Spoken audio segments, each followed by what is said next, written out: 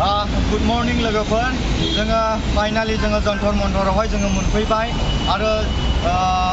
दिनैनि धरनाखौ आङो नोंथांमोननो भिडिअनि गेजेरजों दिन्थिलांनो नाजागोन दा आरो सिङावहाय माबायदि खालामनानै दङ आरो माबायदि धरना होगोन आङो नोंथांमोननो भिडिअनि गेजेरजों आङो दिन्थिलांनो नाजागोन बेनिखायनो नोंथांमोना आंनि भिडिअखौ जोबजासे नायलां थैंक यू भारत माता की जय Bodoland we want Bodoland we want Bodoland हमें चाहिए बोडोलैंड हमें चाहिए बोडोलैंड हमारे लागे बोडोलैंड हमें चाहिए बोडोलैंड जान देंगे we want बोडोलैंड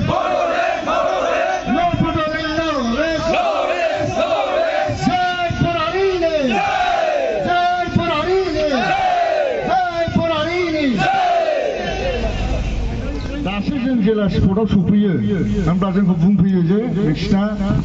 गोजौनिफ्राय अर्डार फैदों जों जेबो खालामनो हाया बे गोजौआव थाग्राफ्रा सोर दा बेखौ रायजो राजाफ्रा बुजिनांगोन बर' हारिनि थाखाय नाङै बड'लेण्डनि थाखाय नाङै बिसोरो बे गोजौ लेभेलसिम सफैदों खिन्थु दिनै फिन खेबसे ब्रैथि खेब बड'लेण्ड सोमावसारनायाव बिसोरनो जोंखौ हेंथा होनानै मा देखायनो सानदों जोंनि बर' रायजो राजाफोरखौ जोंनि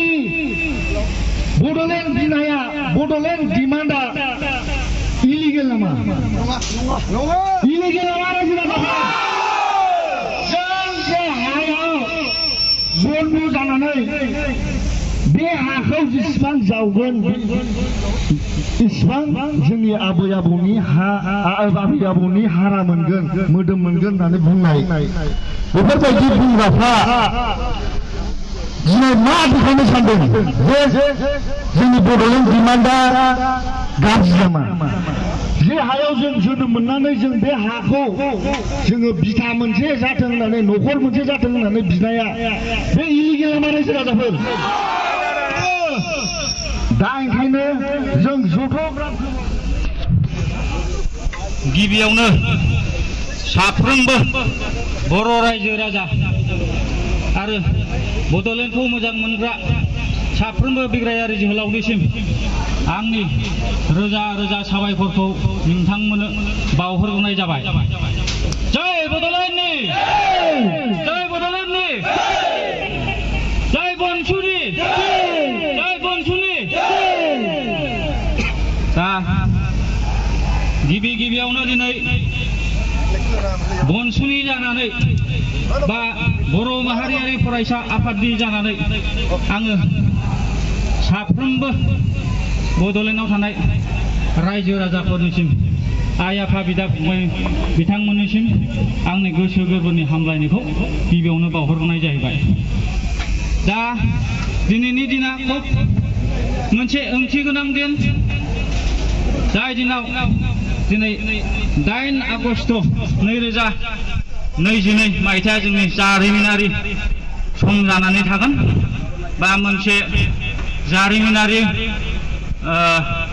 मोनसे दिन जानानै थागोन जाय दिनाव बर' माहारियारि फरायसा आफादा जोनोम जानायनि 5 दाननि उनावनो गोदान दिल्लीनि जन्तर मन्तराव दिनै बड'लेण्ड आलादा रायजो सोरजिनायनि थाखाय दिनै गिबि खेबनि थाखाय दिल्लीयाव आगान होफैजेननाय जाहैबाय आरो बे मेसेजखौ दिल्लीनिफ्राय जोंनि बड'लेण्ड हालामनि गासैबो रायजो राजाफोरनो जोङो दिनै हरनाय जाहैबाय बड'लेण्ड सोमावसारनाया दिनैनिफ्राय जागायबाय होननानै आङो दिनै बे दिल्लीनि जन्तर मन्तरनिफ्राय मेसेज होनाय जाहैबाय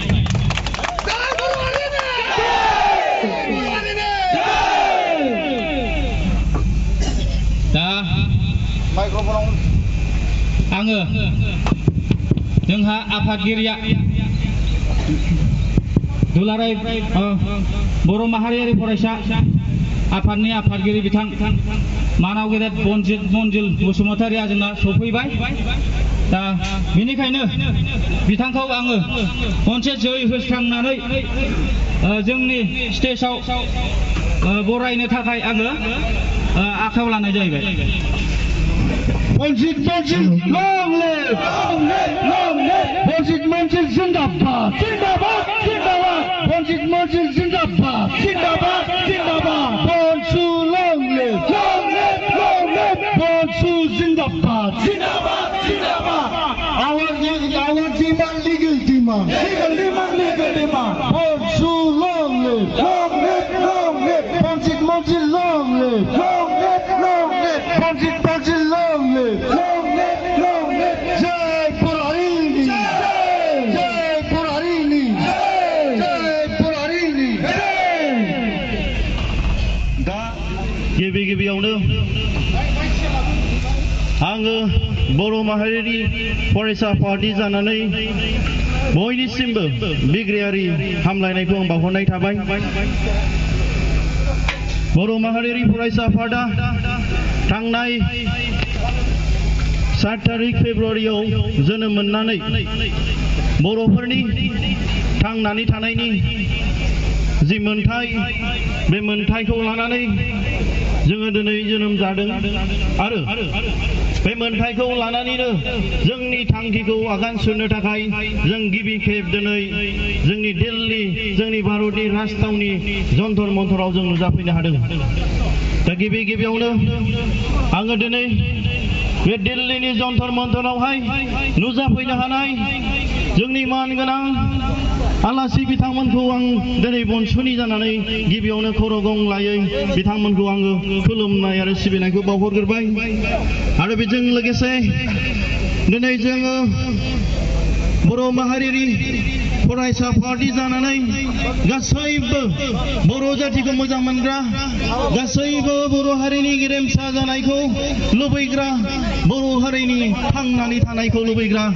बर' हारिखौ रैखाथि होनो सानग्रा गासैबो बिग्रायारि लोगो नोंथांमोननिसिम दिनै बे जन्तर मन्तरनि जौस्राङाव थानानै आं नोंथांमोनखौ दिनै खर' गंलायै आङो आर'ज गाबहरबाय दा दिनैहाय जोङो गिबियावनो दिनै बे जन्तर मन्तरनि जि जोंनि थांखि आलादा रायजो सोरजिनाय बेखौ जाफुंसार होनो थाखाय जाय बिथांमोना जाय बर' माहारिनि जाय जोंनि बर' जातिखौ मोजां मोनग्रा आइ आफा बिब' बिनानाव बिदा फंबायमोनखौ दिनै जि एसे हायो जोंनि दिल्लीनि जि जन्तर मन्तरनि प्रग्राम बेखौहाय दिनै मोगथां महर मोननो थाखाय जि थाइसे थाइनै फैसा हरदों बिथांमोनखौ खर' गंलायै आङो बनसुनि जानानै दिनै आं बिथांमोनखौ साबायखर बावहरबाय आरो जाय बिथांमोनहा दिनै जोंनि जि आलादा रायजो सोरजिनायनि जि थांखि लानानै आरो दिनै जाय बिथांमोनहा बर'लेण्ड आलादा रायजो सोरजिनायनि थाखाय जाय बिथांमोना दासिमबो जेलाव दं जाय एनडिएफबि मानगोनां जोंनि NDFB national democratic front of बर'लेण्डनि जाय बिथाङा फाउन्डार रन्जन दैमारि बिथाङा दासिमबो जेलाव जोबजानानै दं सान्ति सुक्तिनि उनावबो बिथाङा दिनै रेहाय मोनाखै दिनै आरो बेजों लोगोसे जाय बिथांमोना जेलावहाय लिडार्स आरो केडार्सफ्रा जोबजानानै दं सान्ति सुक्तिनि उनावबाबो बिथांमोनखौबो जोङो दिनै गोसोखांनानै बिथांमोननि सेक्रिफाइसखौ जोङो गोसोखांनानै जोङो बिथांमोनखौ दिनै जों गोसो गोरबोजों गोदान जोलै आरो जोलैसा जोंनि आलादा रायजोखौ लांफिनग्रा बिथांमोननि जानानै जों बिथांमोनखौ जों गोसो गोरबोजों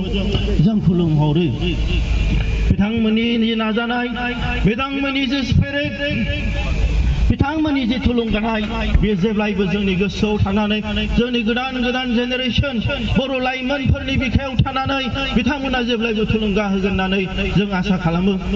आरो बिथांमोननि जि खस्थ बिथांमोननि जि सेक्रिफाइस आरो जाय बिथांमोना दिनै दाब जेलाव जोबजानानै खस्थ खालामनानै बिथांमोना दासिमबो दङ बिथांमोननि थाखाय जों जेब्लायबो खामानि मावलांगोन बिथांमोनखौ जों उदां अखोराङाव जों लाबोनो थाखाय जों बनसुआ जेब्लायबो जों खामानि मावलांगोन दा जोंहा दिनै आलादा रायजोखौ जोङो दिनै गोबाव समनि गेजेराव गोबाव सम बोसोरनि आगोलनिफ्रायनो दिनै जों नांबोबाय थादों बर' आन्दलना 1967 निफ्रायनो दिनै जागायजेनबोनानै बड'फा उपेन्द्रनाथ ब्रह्मनि दैदेननाय 1987 मायथाइयाव दिनै गिदिर मोनसे थुलुंगानाय मोनदों दिनै गिदिर मोनसे बिग्रायखांनो हादों आरो बिथांमोननि उनावनो जोंनि बर' हारिनो आलादा रायजो जायखौ डिमान्ड खालामदोंमोन बेखौ होआलासिनो बिथांमोना भारत सरकारा मोनसे फिसा काउन्सिल बिथांमोना जोंनो होदों 1993 आवहाय बिएससि मोनदों जाय बिएससिआ बर' हारिनि जि देरसिन सिमां बे सिमांखौ मालाबाबो जाफुंसार होनो हायाखै बिनि थाखायनो 1996 आवहाय